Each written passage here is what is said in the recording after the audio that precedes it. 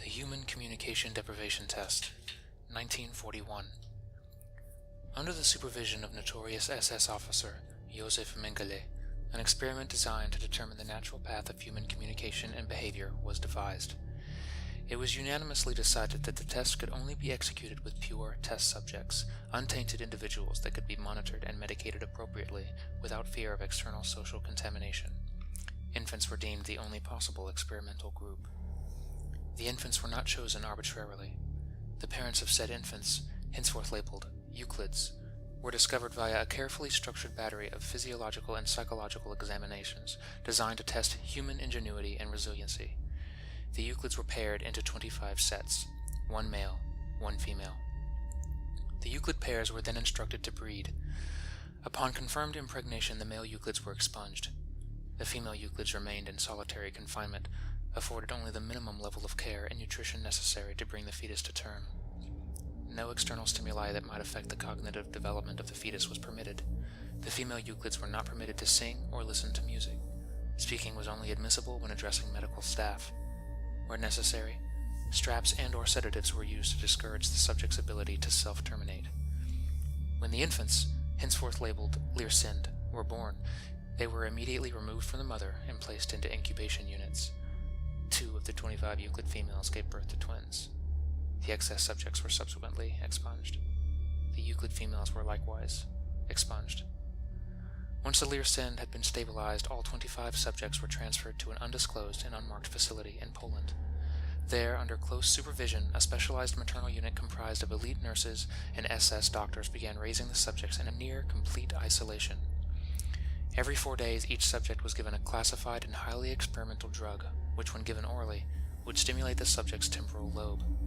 The maternal unit's objective was to induce a need for communication within a social vacuum. For a time, the unit's findings remained within expected parameters. Then, almost simultaneously, the subjects began to display unusual behavior.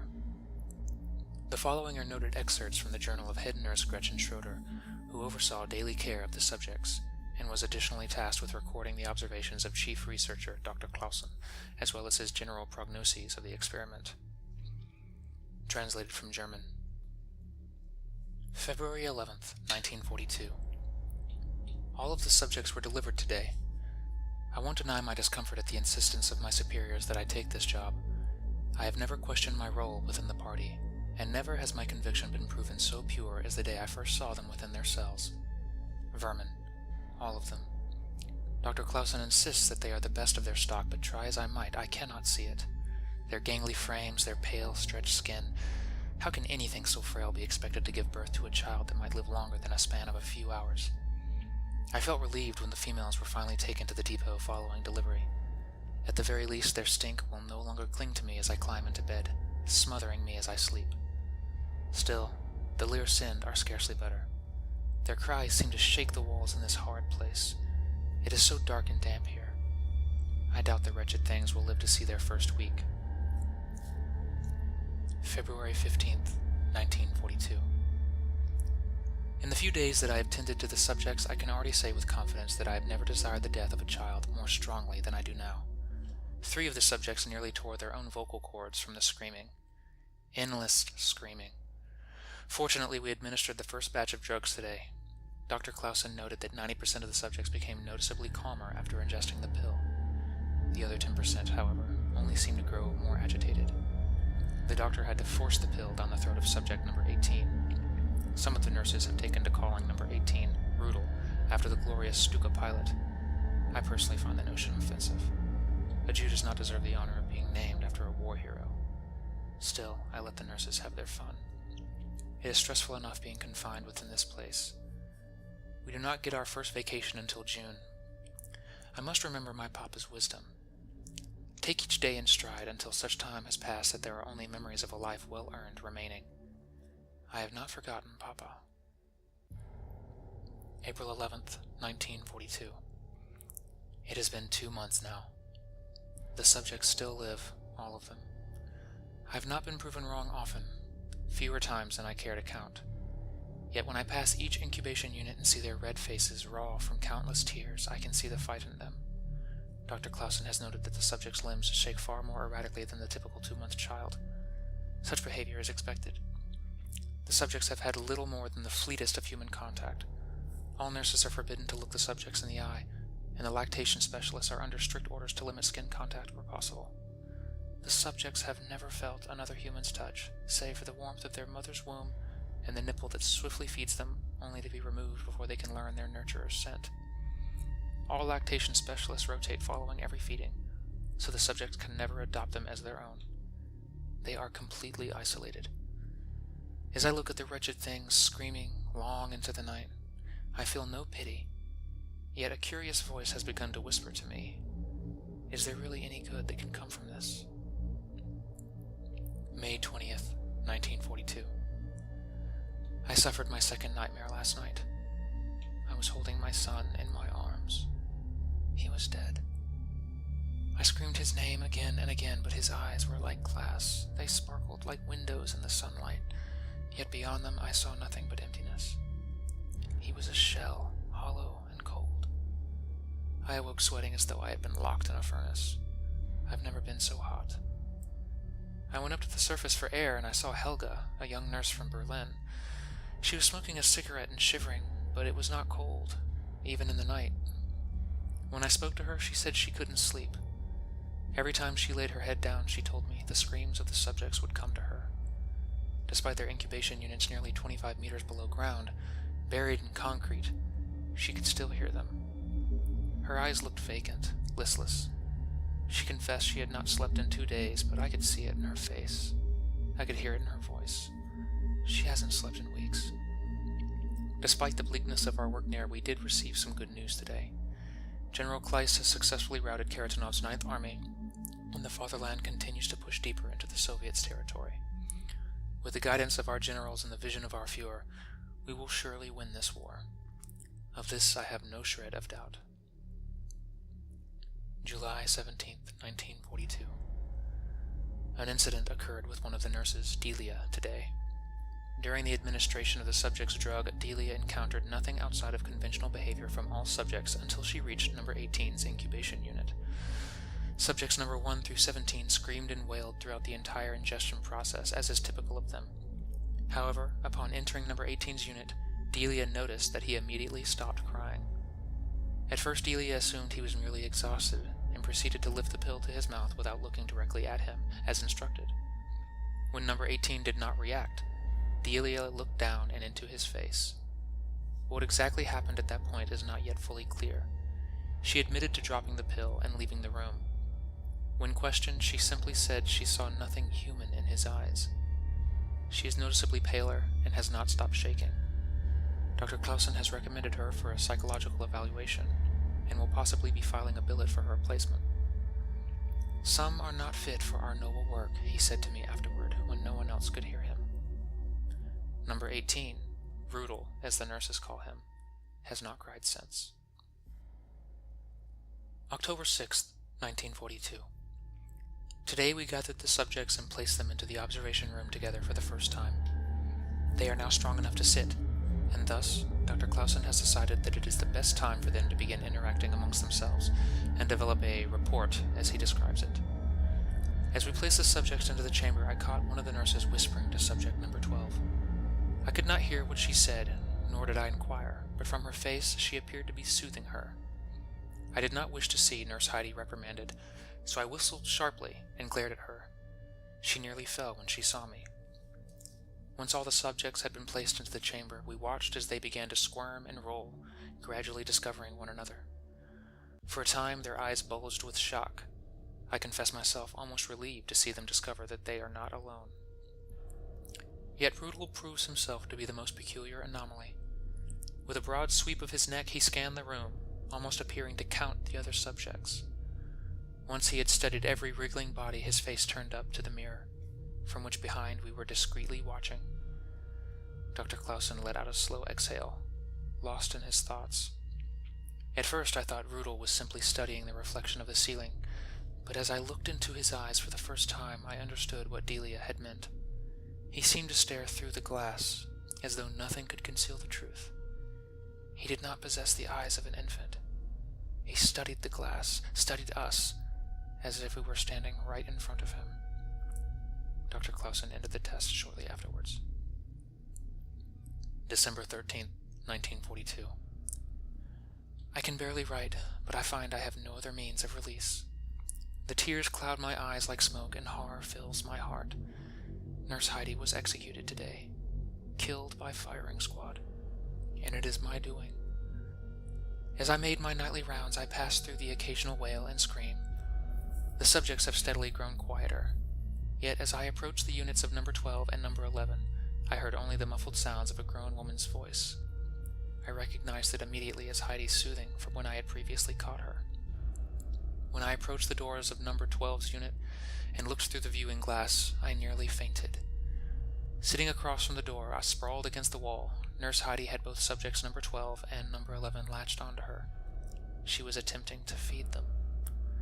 I screamed in shock as I ripped the unit's door open, but Heidi did not look up. She paid no attention to me.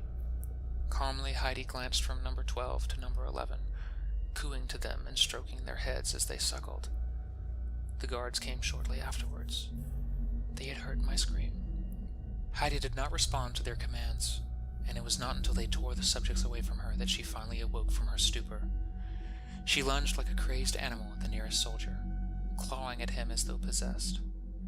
The soldier cried out in surprise, and violently, Heidi raked her nails across his face. She screamed, "My children! You cannot have my children."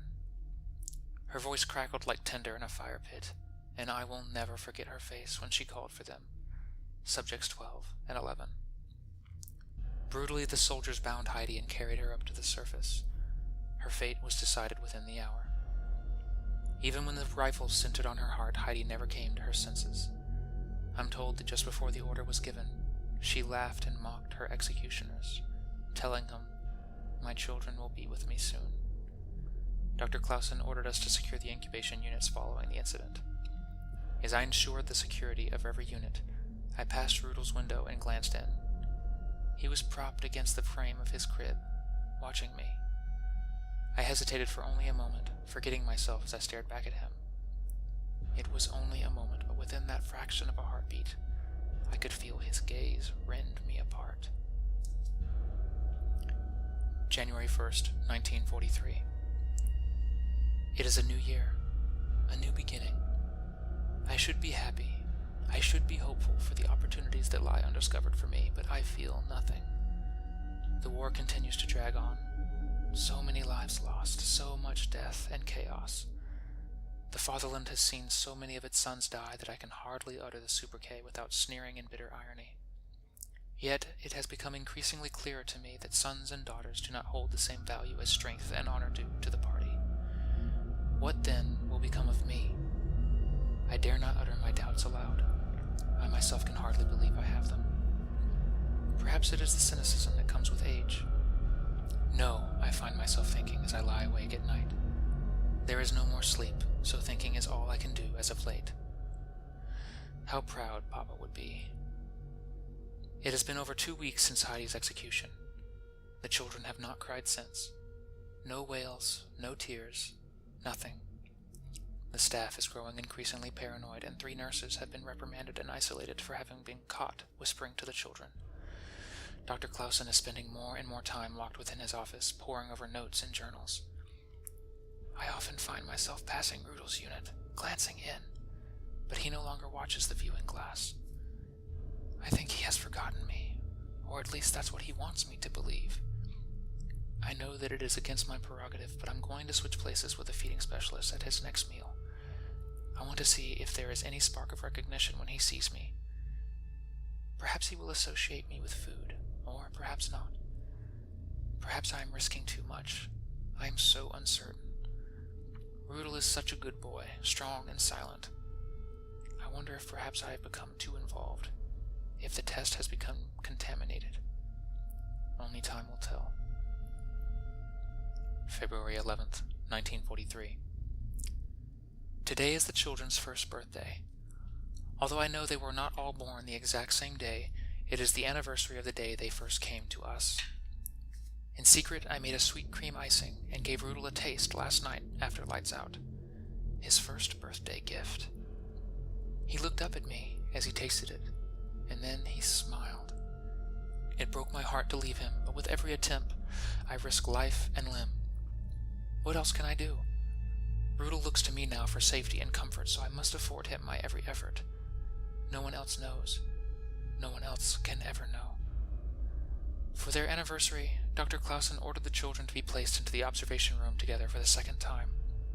After their first get-together, the children acted oddly, so the doctor was apprehensive to group them together again. We were all so relieved to see that the children behaved much more agreeably. At first the children crawled around aimlessly, but then my Rudel stopped in the center of the room and barked out a harsh, throaty noise. The other children stopped and turned to him. I was so proud. My Rudel is a natural leader. With another sharp growl, Rudel buried his face into the carpet. I lunged forward involuntarily, but Dr. Clausen stopped me. "He'll be fine," he said quietly. "Just watch."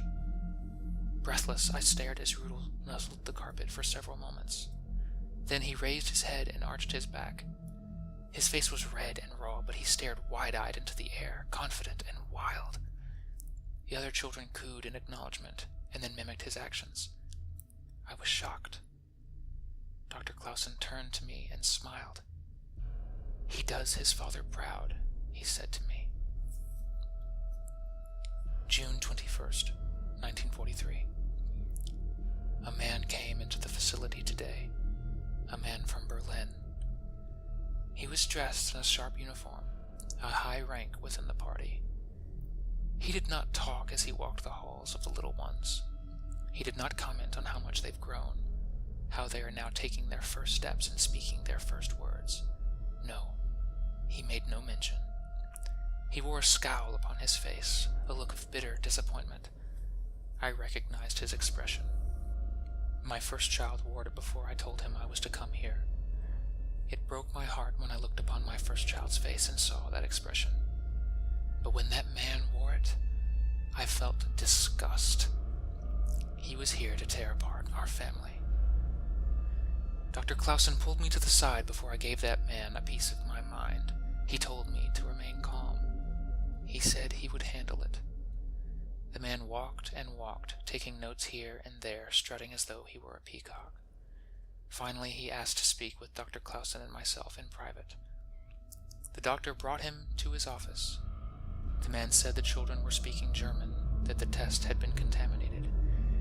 He said that when he reported this to Captain Mengele, that there would be swift and severe consequences. Dr. Clausen asked the man if he wanted a drink. The man refused. Dr. Clausen pulled a bottle of brandy from his shelf regardless. The man rose, adamant that he wanted none of it. Then, Dr. Clausen struck him with the bottle. Glass spilled like drops of rain. The man's blood shimmered amidst the liquor and the light. It was beautiful. The man toppled to the ground, and for a moment I thought he was dead.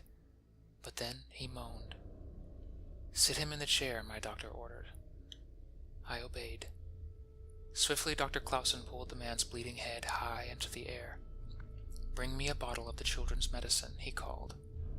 I moved like a shadow, darting above the broken glass in silence. As I handed the bottle of medicine to the doctor, he stared into his foggy eyes. "Did they tell you what this does?" he asked solemnly. He rattled the bottle above the man. Lazily, the man focused his gaze upon it. "It does so much more than trigger the temporal lobe," he said. "It rewrites the entire mind." To the children, their minds were blank, a virgin canvas upon which anything could be drawn. Dr. Clausen flicked the lid of the bottle off with his thumb. "But to a man like you, it would mean the complete disintegration of everything that you are." The man opened his mouth to call for help, but my doctor was too quick. He rammed the open bottle down the man's throat and then plugged his nose. The man shook violently, gasping and bellowing a muffled scream as the pills tumbled down into his stomach. The doctor firmly held him until he gradually stopped moving. His bulging eyes fell still, resting at last upon the adjacent wall, as a thin trickle of blood began to seep from his nose. For a long time, the doctor and I did nothing. Then he took my hand and pulled me into his arms. "Others will come," he whispered to me. "I know," I said. He pulled me back and kissed me. June 23rd, 1943. This will be my last entry. We have no choice. We must leave this place. Our family will not survive them when they come. The other nurses all agreed that this is the only way.